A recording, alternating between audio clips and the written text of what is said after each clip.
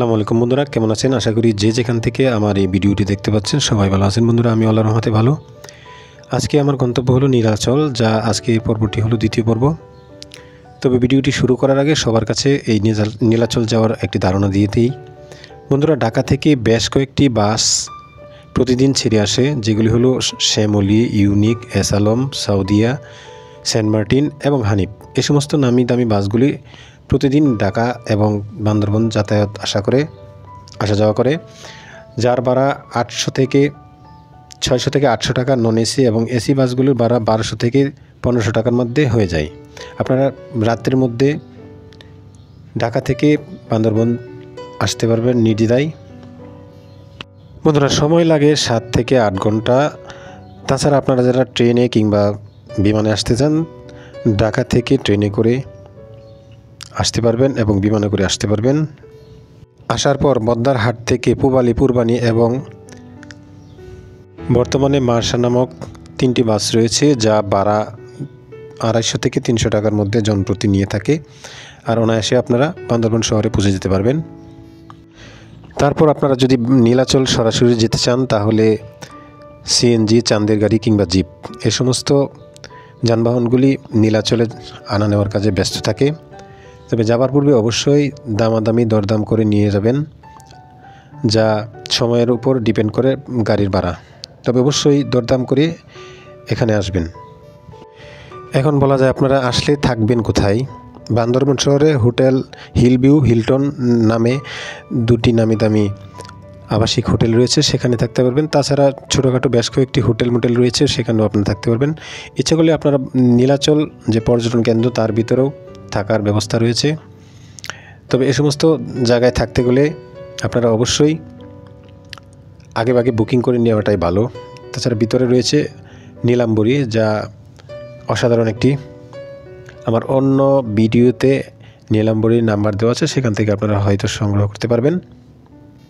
তবে কোথাও ঘুরতে এবং যেতে যাওয়ার আগে অবশ্যই সব কিছু ধ্যান খেয়াল রেখে এবং সব কিছু জেনে শুনে যাওয়াটাই ভালো। বন্ধুরা, আমি আসছি ময়মনসিংহের বালুকা থেকে। আমি একটি 4 দিনের ট্যুর, একটি ফ্যামিলি ট্যুর প্ল্যান করে আসলাম। প্রথমে বালুকা থেকে ডাইরেক্ট এনআই বাসে করে চলে আসলাম কক্সবাজার, এবং কক্সবাজার 1.5 দিন অবস্থানের পর কক্সবাজার হিমচুরি, কক্সবাজার সমুদ্র সৈকত এবং আশপাশের যে সৌন্দর্যগুলি আছে, যেগুলি দেখার মতো, সেগুলি দেখে আমরা চলে আসলাম 5 তারিখ, নভেম্বর মাসের 5 তারিখ 2024 সালে দুপুর 12টায় বান্দরবনগামী যে বাসগুলি রয়েছে, সেই বাসে করে আমরা চলে আসলাম বান্দরবন শহর। এবং আসা মাত্রই আমরা হোটেল হিলটনে একটি 4টি বেশ বিশিষ্ট একটি রুম নিয়ে নিলাম, যার আনুমানিক ভাড়া নিয়েছিল 1500 টাকা, যা বর্তমান মূল্যে একেবারেই কম। যেহেতু এখন ডাল সিজন এবং পর্যটক শূন্য ছিল প্রায় 1 মাস যাবৎ, সেখানে লোকের সমাগম একেবারে নেই বললেই চলে। সেজন্য আমরা বিশেষ একটা ছাড় পেয়েছিলাম। এখন সেখান থেকে আমরা রাত্রি যাপন করি এবং রাত্রিবেলায় বান্দরবন শহরটা ঘুরে দেখি, এবং বান্দরবনের যে উপজাতি আদিবাসী ভাই বোনদের যে বাজারঘাট, জীবন বৈচিত্র্য, রাত্রিকালীন সময় এবং বিভিন্ন ধরনের পাহাড়ি ফলমূল, শাকসবজি, সে সমস্ত আমরা দেখি এবং আমার অন্য ভিডিওতে দেখাতে চেষ্টা করছি। তবে বন্ধুরা, যারা এখনও আমার এই চ্যানেলটি সাবস্ক্রাইব করেননি, প্রত্যেকে সাবস্ক্রাইব এবং ফলো দিয়ে যাবেন। আমার এই চ্যানেলটি একটি ইউটিউব চ্যানেল, আমি একটি প্রফেশনাল চ্যানেল হিসেবে করতে চাচ্ছি। আপনারা আমাকে সহযোগিতা করবেন, এবং আমার এই ভিজিটর শফিক নামে আরেকটি পেজ চ্যানেল রয়েছে, অবশ্যই আপনারা লাইক, কমেন্ট এবং ফলো দিবেন। বন্ধুরা, আমরা ওখানে রাত্রি থাকার পর ভোরবেলা পাশেই হোটেল ছিল, সেখান থেকে আমরা রুটি পরোটা নাস্তা খাওয়ার পরে আমরা সোজা চলে গেলাম শৈলপ্রপাত ঝর্ণা দেখতে, যা বান্দরবন শহর থেকে মাত্র 8 কিলোমিটার দূরত্বে। যেখান থেকে, অর্থাৎ আমরা হোটেলের কাছাকাছি বেবি স্ট্যান্ড থেকে একটি সিএনজি ভাড়া করি, যার ভাড়া নিয়েছিল মাত্র 1000 টাকা। আমাদের 3টি পর্যটক স্পট দেখাবে: শৈলপ্রপাত, মেঘলা পর্যটন কমপ্লেক্স এবং নীলাচল রিসোর্ট। এই সমস্ত ঘোরাবে এবং আবার ফিরিয়ে এখানে নিয়ে আসবে। ভাড়া দিতে হয়েছিল মাত্র 1000 টাকা। আর সেই সুবাদে আমরা একটি সুযোগ পেয়ে গেলাম, যেহেতু পর্যটন নেই বললেই চলে, সেই সুবাদে আমরা একটা বিশেষ সুবিধা পেয়ে গিয়েছিলাম। আপনারা আসলে ঠিক ওভাবে নিয়ে যেতে পারেন আর ঘুরতে পারেন, আর পাহাড়, প্রাকৃতিক সৌন্দর্য এবং বান্দরবান শহরটাকে নির্দ্বিধায় অনায়াসে সুন্দরভাবে দেখতে পাবেন। বন্ধুরা, এখন রয়েছি বান্দরবনের নীলাচল পর্যটন কেন্দ্রে, যেখানে আমরা একেবারে আকাশ ছোঁয়া মেঘ হাতছানি দিয়ে ধরার মতো একটা স্থান। সেই স্থানে কিন্তু এখন দুর্ভাগ্যের বিষয় মেঘ কম, আকাশ খুবই পরিষ্কার, যা প্রায় 10 কিলোমিটার দূরে আমরা দেখতেই পাচ্ছেন যে আমরা একেবারে নীলাচল যে পর্যটন স্পট, সেখানে সবচাইতে উঁচু যে স্থানটি, সেখানে আমরা পৌঁছি। আর এখান দিয়ে আমরা দেখতে চেষ্টা করছি যে কত দূর দেখা যায় পাহাড়, প্রকৃতি এবং সৌন্দর্য। যেহেতু আমাদের একটা ফ্যামিলি ট্যুর, যত অল্প সময় এখানে থাকা যায় সেখানে থাকবো। বন্ধুরা, দেখতে পাচ্ছেন যে আমার সোজা যে বান্দরবান শহর তা দেখা যাচ্ছে এখান থেকেই। যাই হোক, সামনের দিকটা যাই এবং আপনাদেরকে দেখাতে চেষ্টা করি। আমার ছেলেটি এরকম পরিবেশ, সে এই প্রথম, সে ছোটাছুটি করছে, এদিক সেদিক যাচ্ছে, দেখতেই পাচ্ছেন। বন্ধুরা, ঘুরলে ফিরলে টাকা খরচ হবে, তবে ঘোরাফেরাটা যে কতটুকু আনন্দ, মনের যে প্রশান্তি যোগায়, তা না ঘুরলে না ফিরলে আপনারা বুঝতে পারবেন। যা বাংলাদেশ একটি ছোট দেশ, যার আয়তন 1,47,570 বর্গ কিলোমিটার, কিন্তু অসাধারণ আল্লাহর এক সৃষ্টি। আপনি যেদিকেই যাবেন সেদিকেই এক এক ধরনের সৌন্দর্য, এক এক ধরনের অনুভূতি আপনি পেয়ে যাবেন। আপনি যান সুন্দরবন, সেখানে এক ধরনের সৌন্দর্য পাবেন। আপনি যান বরিশাল এলাকায়, ওখানে আরেক ধরনের। আপনি কক্সবাজার যান, সেখানে আরেক ধরনের। আপনি যেতে পারেন ময়মনসিংহের কালো পাহাড়, ওখানেও আরেক ধরনের সৌন্দর্য। আবার যদি যেতে চান আপনার পঞ্চগড়, সেখানেও তেঁতুলিয়ার বাংলাবান্ধা এবং তেঁতুলিয়া, অন্য ধরনের একটা পরিবেশ, অন্য ধরনের একটা অনুভূতি সৃষ্টি হবে, যা আপনি অর্জন করতে পারবেন অনায়াসে। আর ধরা যাক যে বান্দরবন, যে পার্বত্য এলাকা, বান্দরবন, খাগড়াছড়ি, রাঙামাটি, এই সমস্ত এলাকা আসলে তো বলাই যায় না। বান্দরবন বাংলাদেশের ভূস্বর্গ নামে পরিচিত, যেখানে আসলে যে কারো, একজন মানসিক রোগী আসলে তার মন অবশ্যই ভালো হয়ে যাবে ইনশাল্লাহ। এ সমস্ত এলাকায় ঘুরবেন ফিরবেন, কারণ ঘুরলে ফিরলে টাকা খরচ হবেই, কিন্তু যে এটার আনন্দ যে কতটুকু, আসলে ভুলে যাবেন। বারবার আসতে চেষ্টা করবেন। আমি বাংলাদেশের বিভিন্ন প্রান্তে সময় সুযোগ পেলেই ছুটে বেড়াই। বন্ধুরা, এখন আমরা বান্দরবন শহরের যে দৃশ্যটা এখান থেকে দেখব, এবং যাবার আগে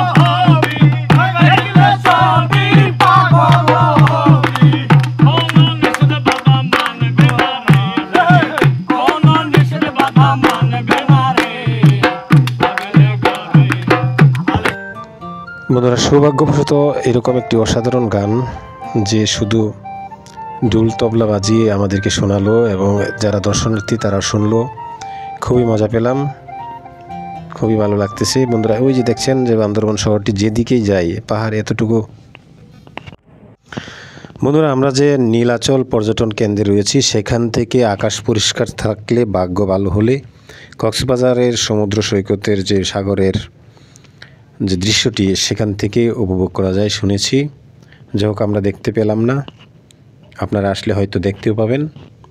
সবাই ভালো থাকবেন, সুস্থ থাকবেন। তবে সেই সুবাদে সবাইকে আমি একটু টিপস দিচ্ছি যে আপনারা এই সমস্ত এলাকায় আসলে অবশ্যই ভালোভাবে জেনে বুঝে আসবেন, যতটুকু সতর্ক থাকা যায় থাকবেন, এবং আপনারা সম্ভব হলে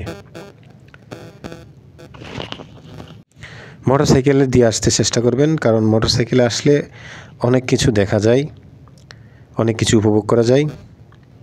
সেজন্য আমি এর আগে একবার মোটরসাইকেলে করে আসলাম, কিন্তু এখন ফ্যামিলি ট্যুরে দেখতেই পাচ্ছেন যে ফ্যামিলি ট্যুরে আসলাম, তেমন কিছু দেখা সম্ভব নয়, কারণ এদিক সেদিক গেলে বিভিন্ন ধরনের রিস্ক থাকতে পারে। সেজন্য আমরা আর না এগিয়ে এখানেই ওই নীলাচল পর্যন্তই দেখলাম, এবং এখন ফিরে যাব আমরা শহর থেকে বিকালের বাস ধরে আমরা